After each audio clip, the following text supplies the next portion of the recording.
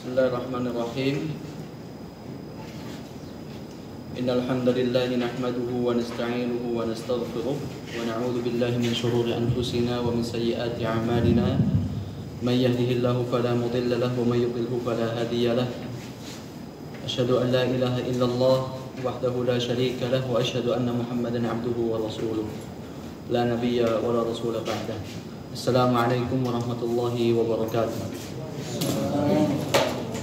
Hayyakumullah jami'an. Nurahhibu bikum ahlan wa sahlan fi liqa'ina hadha al-yawm al-mubarak insyaallah ta'ala. Kif halakum? Alhamdulillah.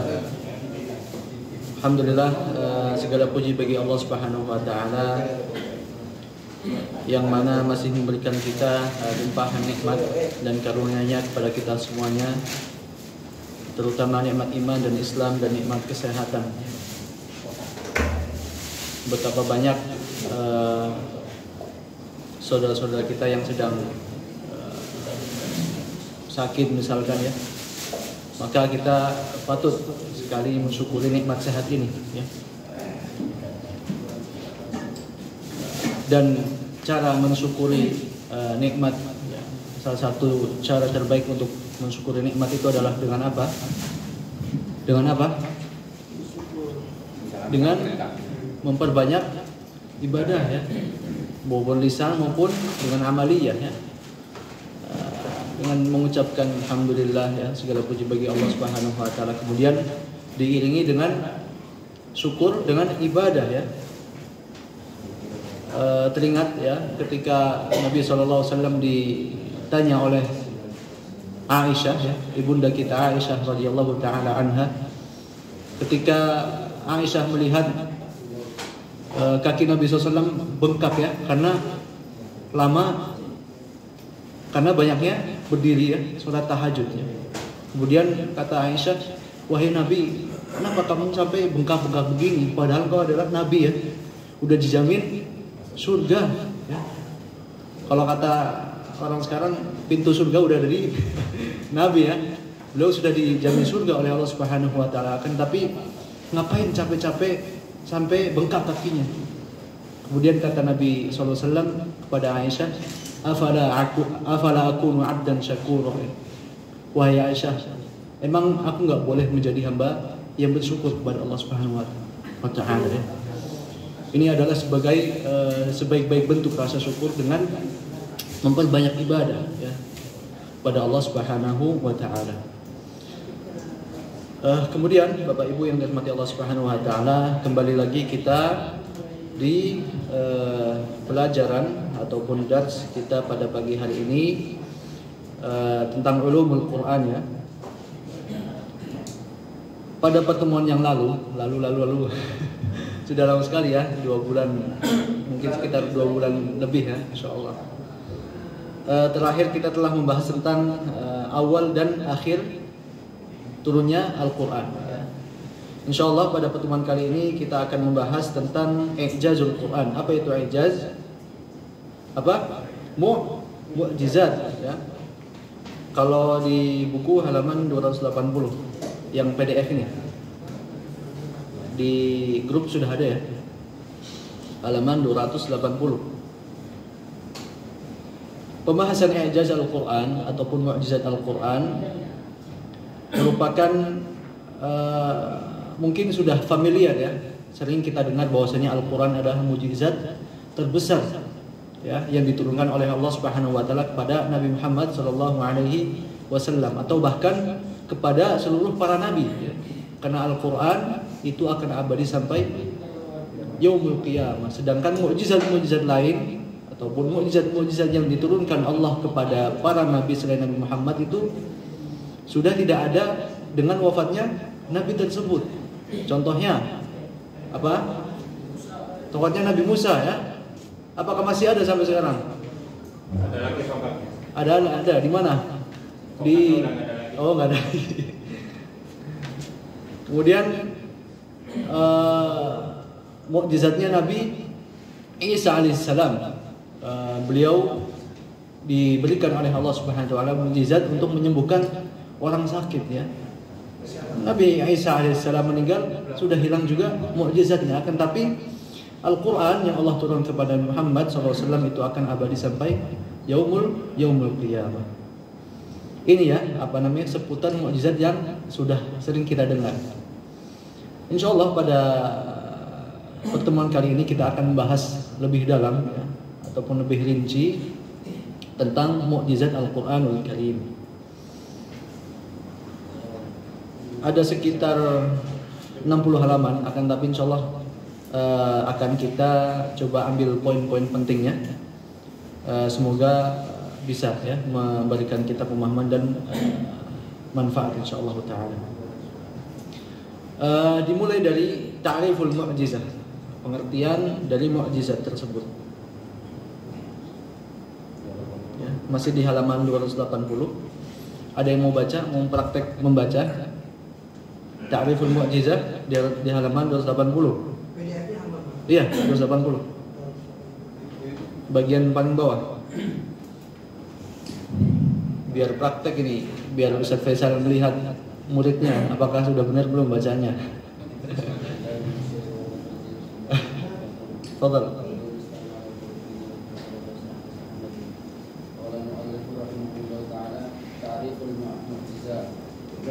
Irfa' sautik lu semua. Lughatan. مأخوذ من عكس قال الفارس العين الجيم والزاء أصلان صحيحان يدل أحدهما على الضعف والآخر على مؤخر الشيء. أيوة حسنت. واصل. وخلاصة كلام أهل اللغة في ذلك أن كلمة عكس تطلق على واحد العكس بمعنى الطفل تقول مباشرة إلى الثانية. والثانية العكس بمعنى مؤخر شيء. أيوة شكرا بارك الله فيك. طيب, pengertian dari mukjizat dari segi bahasa itu berasal dari kalimat ajiz. Ajaza ya'juzu ajaza ya'jizu ya. Yadullu ala ahaduhuma ala ad-dha'f ya, wal akhar ala muakhir syai'. Ada dua makna. Yang pertama adalah al-ajzu bimakna ad-dha'f. Apa itu ad-dha'f? Lemah ya. Ajaztu an kadza ya, atau a'jaza dha'aftu anhu. Makanya orang tua itu dikatakan apa? Selain bahasa Arabnya ajuz ya. Ajuz. Wa ana ajuzun wa ana ajuzu wa hadha ba'di syaikha ya. Salah satu bahasa Arabnya orang tua adalah ajuz ya. Selain itu apa? Ajuzah ya, kalau perempuan ajuzah. Kemudian makna yang kedua adalah muakhirus syai' ya, sesuatu yang diakhirkan. Ya. Ini dari segi bahasa ataupun lughah. Ta'rif lughawi. Kemudian dari segi istilah yaitu di halaman 281 syarh ta'rif ya. Ammal mu'jizah fil istilahi fahiya amrun khariqun lil 'adah maqrunun bit tahaddi salimun minal mu'aradah yajrihi Allah ta'ala ala yadi nabiyhi sallallahu alaihi wasallam syahidan ala sidqihi. Mukjizat dalam istilah ya, pengertian istilahnya yaitu suatu hal yang di luar nalar manusia, nalar kebiasaan manusia. Maqrunun bit tahaddi, disertai dengan apa itu tahaddi? Tantangan ya. Tantangan untuk mendatangkan semisalnya. Salimun minal mu'aradah. Kemudian satu hal yang di luar nalar ini tidak ada yang menandinginya, tidak ada yang bisa menandinginya. Ya jadihillahu ta'ala ala nabiyyi sallallahu yang diturunkan oleh Allah Subhanahu wa taala untuk para nabinya. Syahidan ala sidqihi, sebagai bukti risalah kebenaran nabi tersebut. Ini pengertian dari mukjizat. Jadi suatu hal yang di luar nalar kemudian disertai dengan at-tahaddi ya, disertai dengan tantangan. Kemudian hal tersebut tidak bisa ditandingi oleh manusia ataupun umatnya ataupun umat yang didakwahi. Yajrihillahu ta'ala ala nabiyhi, dan diberikan atau diturunkan kepada para nabinya sebagai bentuk kebenaran risalahnya. Itu pengertian awal ya dari kalimat mukjizat.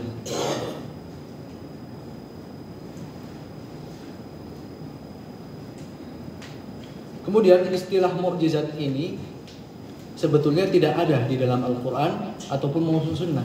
Akan tapi mukjizat ini istilah mukjizat itu datang di abad kedua ataupun abad ketiga Hijriyah. Adapun istilah mukjizat secara kalimat ya, kalimat mukjizat ini tidak ada di dalam Al-Quran. Di halaman 282. Kemudian setelahnya, adapun di dalam Al-Quran ataupun di Sunnah itu ada beberapa istilah yang bermakna mukjizat. Yang pertama adalah al-ayah ya. Ayah yaitu tanda-tanda kebesaran Allah Subhanahu wa taala. Ya, seperti qauluhu subhanahu wa ta'ala, hadhihi naqatullahi lakum ayah ya. Ayah di sini adalah mukjizat. Kemudian yang kedua al-bayyinah ya. Yang kedua al-bayyinah maknanya sama, mukjizat, akan tapi tidak disebutkan akan tapi di sini disebutkannya bayyinah dengan kata bayyinah ya. Sebagaimana firman Allah Subhanahu wa taala, qad ji'tukum bi bayyinatin min rabbikum ya. Di sini dikatakan bayyinah. Bayyinah artinya apa? Bukti ya, bukti ataupun ayat ya, kebesaran Allah Subhanahu wa taala. Kemudian di ayat lainnya, qad ja'atkum bayyinatun min rabbikum ya. Bayyinah di sini berarti mukjizat juga. Kemudian yang ketiga kata al-burhan. Ini juga sama maknanya. Ya. Fadzalika burhanan min rabbika ila fir'auna wa mala'ihi ya. Kemudian yang keempat dan terakhir adalah as-sultan ya. Sebagaimana firman Allah Subhanahu wa taala, qalu in antum illa basharun mithluna turiduna an tasudduna amma kana ya'budu aba'una fa'tuna bisultanin mubin ya. Fa'tuna bisultanin mubin. Ya, di sini ini adalah beberapa ataupun empat kata yang disebutkan di dalam Al-Quran yang berarti sama, yaitu mukjizat ya. Akan tapi istilah mukjizat itu tersendiri itu baru muncul di abad 2 ataupun 3 Hijriyah. Kemudian ketika kita mendengar mukjizat, apakah semua hal yang di luar nalar itu kita bisa sebut mukjizat? Misalkan orang bisa terbang misalkan, atau berjalan di atas air, apakah itu bisa kita sebut mukjizat? Tidak ya. Kemudian kita ke poin selanjutnya di halaman 284, yaitu syurutul mukjizat. Syarat-syarat dari mukjizat. Syarat-syarat bagaimana sesuatu itu kita bisa katakan dengan mukjizat. Yang pertama adalah antakuna minal umur al-khariqah lil 'adah ya. Pastinya yang pertama adalah satu hal ini di luar nalar manusia ya, di luar nalar kebiasaan manusia pada umumnya. Contohnya adalah tasbihul hasa ya baina yadi Rasulullah sallallahu alaihi wasallam wa haninul jada. Pernah dengar ini batu kerikil yang dipegang oleh Nabi SAW kemudian bertasbih ya. Itu suatu saat ketika itu Nabi SAW sedang duduk-duduk dengan para sahabatnya. Di situ ada Abu Bakar, Umar, dan Utsman.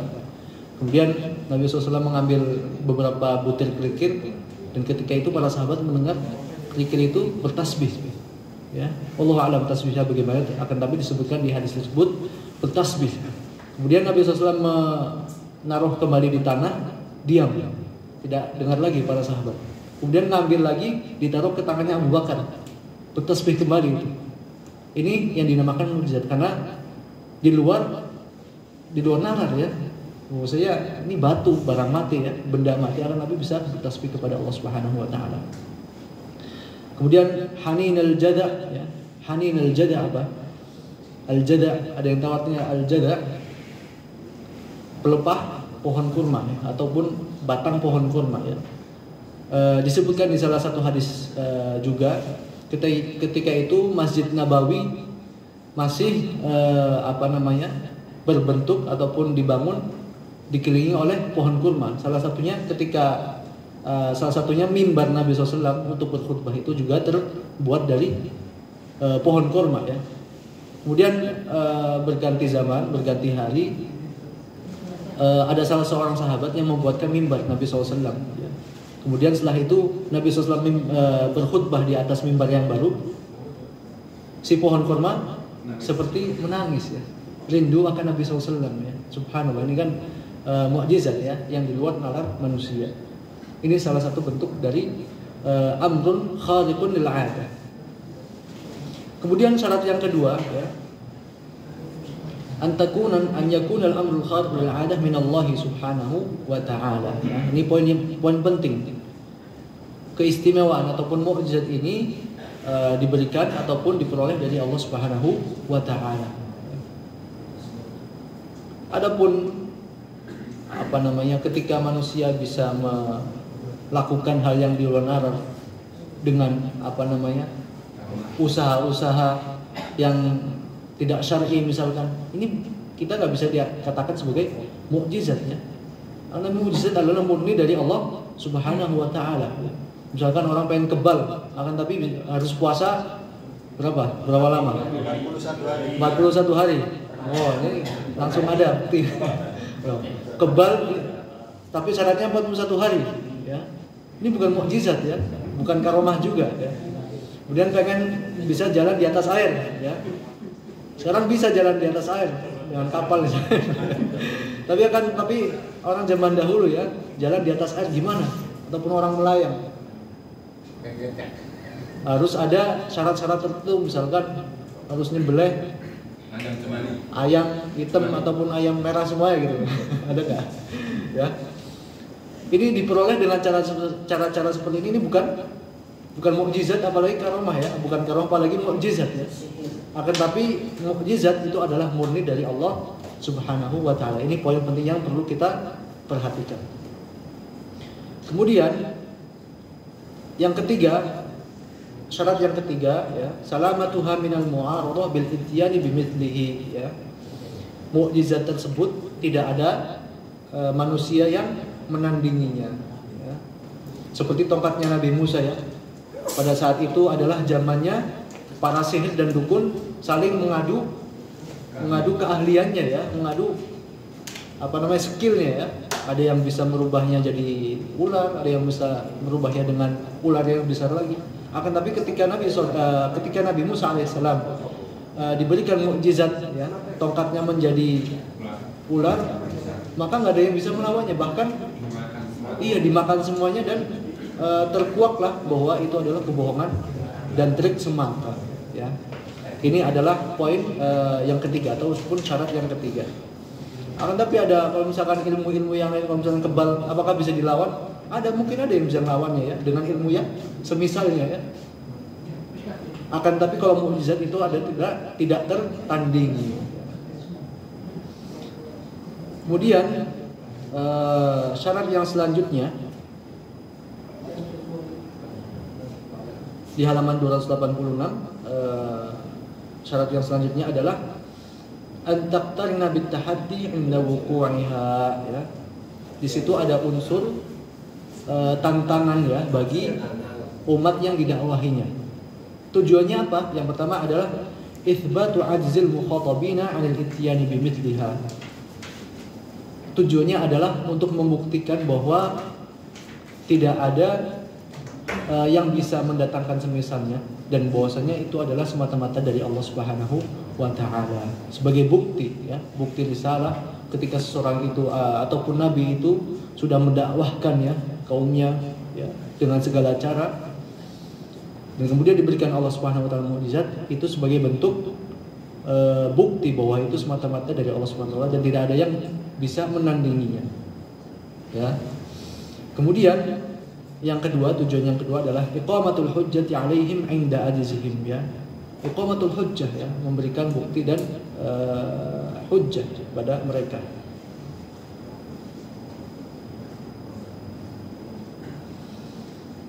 Kemudian jamaah yang dirahmati Allah Subhanahu wa taala, kita agak loncat ke poin selanjutnya, ya. Di halaman 288, al-murad bi'ijazil Qur'anil Karim, ya.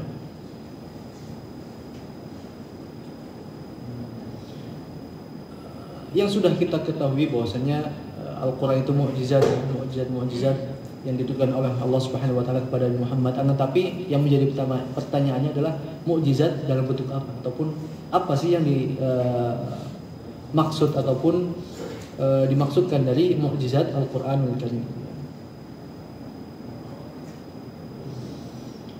Wa yumkinu ta'rifuhu biqaulina huwa ajl mukhatabin Al-Qur'an waqta nuzulihi. Disebutkan tadi, ya, dari pengertian yang kita ketahui bersama tadi, dari kata ajiz, ya, ketidakmampuan, ya. Maka diturunkannya Al-Qur'anul Karim sebagai mukjizat juga membuktikan bahwasanya Al-Qur'an ini tidak ada yang mampu menandingi, ya. Dari awal turunnya Al-Qur'an sampai yaumul qiyamah, ya. Mungkin kita sudah pernah mendengar, ya, ketika dulu bangsa Arab, ya, sebelum datangnya Nabi SAW, sebelum diutusnya Rasulullah SAW, mereka adalah kaum yang fasahah, ya. Mereka yang ahlul lughah, mereka ahli bahasa, ya. Mereka mendirikan apa yang menjadi i'tizaz, kemuliaan mereka, ya, syair, ya, tentang syair-syair, ya, sampai mereka mengadakan acara-acara perlombaan, ya.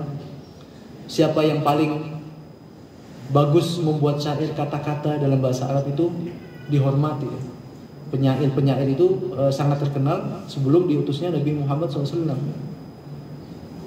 Sampai dibuatkan perlombaan, ya, dibuatkan acara-acara, ya, di pasar-pasar dan lain sebagainya. Kemudian Allah Subhanahu wa taala menurunkan Al-Qur'an, ya. Maka di situ ada unsur at-tahaddi, ya, tantangan untuk membuat semisalnya, akan tapi tidak ada yang mampu, ya. Qul la in ijtama'atil insu wal jin ala an ya'tu bi mithlihi la ya'tun. Kemudian itsbatu i'jazil Qur'anil Karim. Hina nazal Al-Qur'anul Karim lam yanzil bima yuwafiqu mu'taqadatil jahiliyah aw yudaliha. Ya. Ketika Allah Subhanahu wa taala menurunkan Al-Qur'an, maka kaum musyrikin, ya, pada saat itu mereka pun terheran-heran, ya. Nabi Muhammad SAW ada ummi, ya, tidak bisa membaca dan tidak menulis, akan tapi menyampaikan yang membuat mereka takjub, ya. Ini tidak bisa terelakkan, ya. Jika Nabi Muhammad SAW mendakwahkan sembahlah Allah semata, jangan mendakwahkan, jangan beribadah selain Allah Subhanahu wa taala, mereka bisa berargumen dengan argumen-argumen yang lain, ya. Mereka jago ngomong, ya. Akan tapi ketika Allah Subhanahu wa taala turunkan Al-Qur'an, mereka pun, wah, ini bukan kalam bukan perkataan manusia ini, karena kagum dengan Al-Qur'an tersebut. Makanya banyak setelah itu timbul fitnah yang menyerang personal Nabi Muhammad SAW. Syair, kahin, apalagi sahir, ya, karena majnun, ya. Wa ma huwa biqauli syair, ya. Nabi Muhammad SAW itu juga bukan seorang penyair, akan tapi apa yang disampaikan oleh Nabi Muhammad SAW adalah dari Allah Subhanahu wa taala.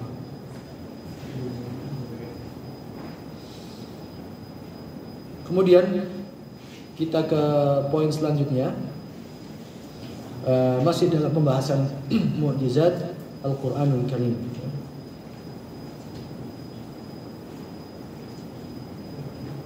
Langsung ke poin marahil at-tahaddi bil Qur'an. di halaman 294 ya. 294 dari kitab Ulumul Quran. Marahil at-tahaddi bil Quran ya. Sebagaimana kita ketahui di awal bahwasannya pengertian dari mukjizat salah satunya adalah ada unsur tantangan dari Allah Subhanahu wa taala. Dan di sini muallif hafizahullah taala menyebutkan poin penting yaitu marahil, yaitu marahil at-tahaddi bil Quran ya. Fase-fase Allah Subhanahu wa taala menantang mereka dengan diturunnya Al-Qur'an. Yang pertama adalah warada at-tahaddi bil Qur'anil Karim fi 5 ayat min 5 suwar. Yang pertama adalah di surat Al-Baqarah Allah Subhanahu wa taala berfirman, "Wa in kuntum fi raibin mimma nazzalna 'ala 'abdina fa'tu bi suratin min mithlihi." Jika kalian wahai orang-orang kafir ragu akan kebenaran Al-Qur'an, maka datangkan semisalnya satu surat saja. Fa'tu bi suratin min mithlihi. Allah Subhanahu wa taala menantang mereka kaum kafir untuk mendatangkan semisal dengan Al-Qur'an. Ya. Apakah mereka bisa? Gak bisa. Padahal mereka ahlul lughah ya. Mereka adalah orang-orang yang paling paham tentang sastra Arab ya pada waktu itu. Mereka ahlul fasahah ya. Ahlul fasahatil lughatil arabiyyah. Makanya ketika nanti belajar bahasa Arab ya, kemudian naik levelnya ya, maka akan timbul ataupun kita akan sadar tentang tinggi kualitas dari Al-Qur'anul Karim ya, dari segi bahasa, dari tata letak kalimatnya, tarkibnya ya, dari segi balaghahnya ya. Ini akan terlihat ya ketika kita nanti belajar bahasa lebih lanjut dan lebih dalam lagi. Kemudian yang kedua di dalam surat Yunus ya, am yaquluna iftara qul fa'tu bi suratin min mithlihi ya. Ini juga salah satu dari tantangan Allah Subhanahu wa taala kepada kaum kafir. Ya. Kalau kalian tidak mempercayai ataupun tidak mengimani Al-Qur'an ya, maka datangkan semisalnya. Silahkan ya. Kan tapi tidak ada yang menandingi ataupun memberikan semisal dari Al-Qur'an. Kemudian yang terakhir ataupun ayat terakhir yang disebutkan di sini, qul la in ijtama'atil insu wal jinnu 'ala an ya'tu min mithli hadzal Qur'an la ya'tu bi mithlihi walau kana ba'dhuhum li ba'dhin dhahira. Jika seandainya ya, manusia dan jin itu dikumpulkan jadi satu ya, 'ala an ya'tu bi mithlihi ya, untuk mendatangkan semisal dengan Al-Qur'an. La ya'tuna bimithlihi walau kana ba'dhum li ba'dhin dhahira. Maka tidak akan bisa ya. Bayangkan seluruh manusia dikumpulkan untuk membuat semisal Al-Qur'an ya. Dari zaman dulu sampai sekarang enggak ada. Enggak ada namanya Al-Qur'an tandingan ya. Enggak ada ya. Subhanallah, ini adalah salah satu mukjizat atau mukjizat terbesar yang diberikan oleh Allah Subhanahu wa taala kepada nabi kita Nabi Muhammad SAW, khatamun nabiyyin ya, sebagai nabi penutup, sebagai khatamul adyan, sebagai agama penutup sampai yaumul qiyamah.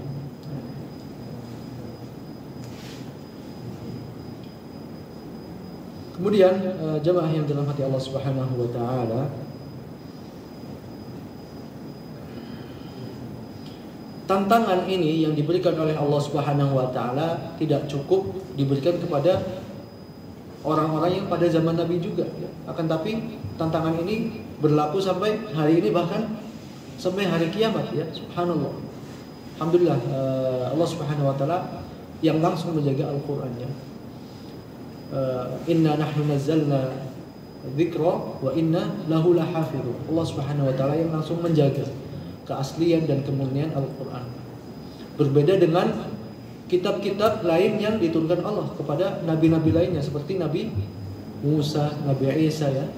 Kitab Injil, kitab Zabur, mereka umatnya sendiri yang merubahnya ya, merubah isi dari kandungan Injil, Zabur, Taurat dan sebagainya. Akan tapi Allah Subhanahu wa taala yang menjanjikan akan penjagaan Al-Qur'an ini. Subhanallah. Kemudian wujuhul i'jaz bil Qur'an bentuk-bentuk mukjizat di dalam Al-Qur'an ya, di halaman 299.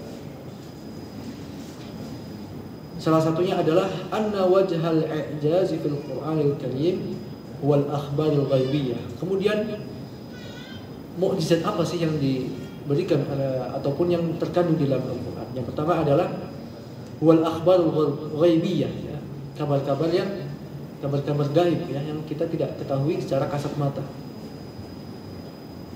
Entah itu kabar gaib yang sudah lalu ataupun sekarang ataupun yang akan datang, al-hadir awil mustaqbal. Wa idza 'alimna anna Rasulullah sallallahu alaihi wasallam kana ummiyan la yaqra wa la yaktub wa 'alimna anna ummata ummiyah la taqra wa la taktub.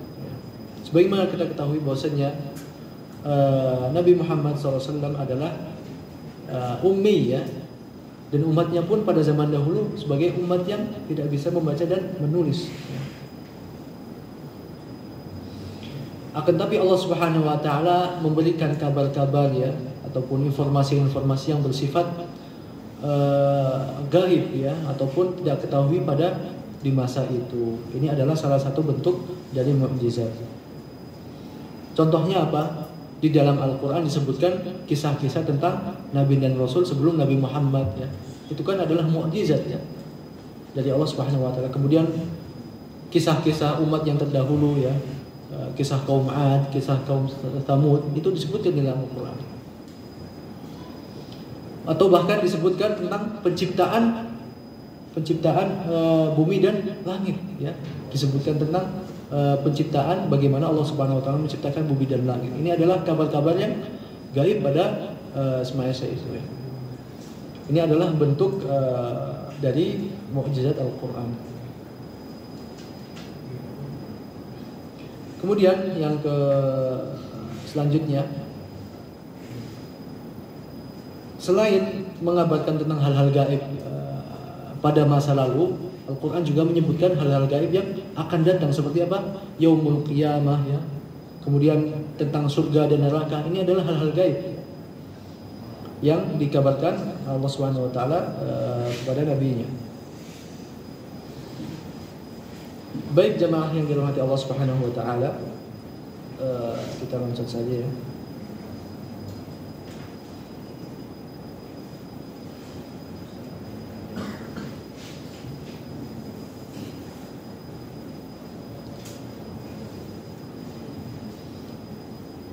Poin selanjutnya adalah anna wajhal i'jaz huwa balaghatihi ya. Kemudian salah satu bentuk dari mukjizat Al-Qur'an adalah dari sastra bahasa yang tinggi yang digunakan di dalam ayat-ayat Al-Qur'an ya. Makanya jadi zaman dulu sampai sekarang tidak ada yang bisa menandingi. Orang-orang zaman dahulu pasti lebih fasih ya dalam bahasa Arab ya. Mereka pun tidak bisa membuat yang semisal Al-Qur'an. Misal surat pendek aja, yang paling pendek di dalam Al-Quran surat apa? Al-Kautsar misalkan, tidak ada yang bisa membuatnya. Apalagi orang-orang zaman sekarang.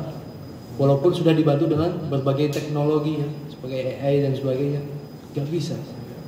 Ini adalah mukjizat yang paling besar yang bisa kita rasakan dan kita lihat sampai pada hari ini.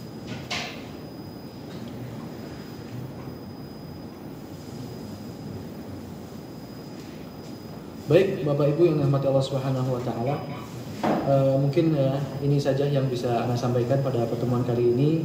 Insyaallah poin-poin selanjutnya yang masih di dalam bab mukjizat ini insyaallah kita akan bahas di pertemuan selanjutnya. Semoga yang sedikit ini bisa bermanfaat bagi kita semuanya dan bisa menjadi pemberat kita di Yaumul Qiyamah. Amin amin ya rabbal alamin. Mohon maaf jika ada salah kata dan salah ucapan. Sekian dari ana, kita tutup dengan doa kafaratul majlis. Subhanakallahumma wa bihamdik asyhadu an la ilaha illa anta astaghfiruka wa atubu ilaik. Assalamualaikum warahmatullahi wabarakatuh.